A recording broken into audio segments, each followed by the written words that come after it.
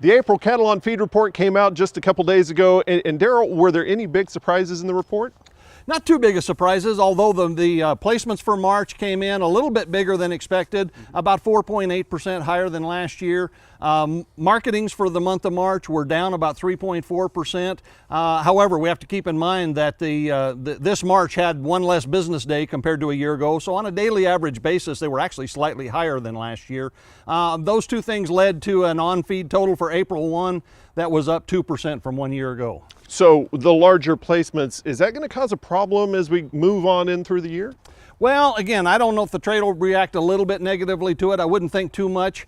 You know, we had bigger placements this month. We had a little bit bigger placements year over year last month, but the 5 months prior to that, they were actually down. So if you look at the first 3 months of this year, placements are just like 0.5% bigger than last year.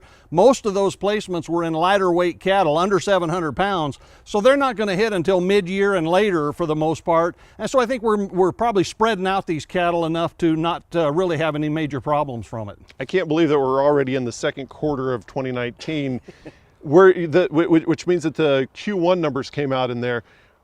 Were there any big surprises in those numbers? You know, the April 1st quarterly numbers in the cattle on feed report gives us a breakdown of steers and heifers. We watched that. The steers were down for this, for the second quarter in a row.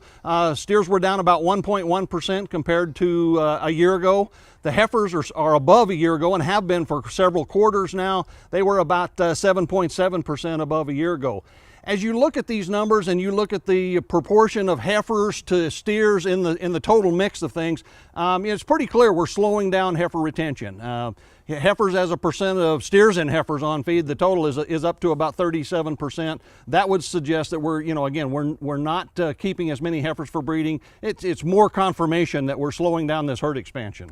What are you seeing as far as fed cattle prices and feeder cattle as we move through April? You know, on the basis of this supply situation that we've had some weather disruptions. Fed cattle prices have actually kind of done a double top this spring. We had a peak in March. I thought there was a chance we might come back and touch it again, and it appears that we have. We've still got carcass weights lighter than a year ago. And so, you know, we're extending this seasonal spring top a little bit.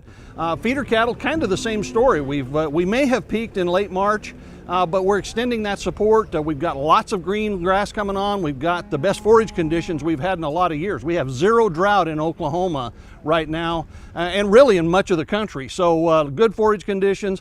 We're holding good support for these feeder cattle prices as we go into green grass season. Okay, thank you much, Derrell Peel, Livestock Marketing Specialist here at Oklahoma State University.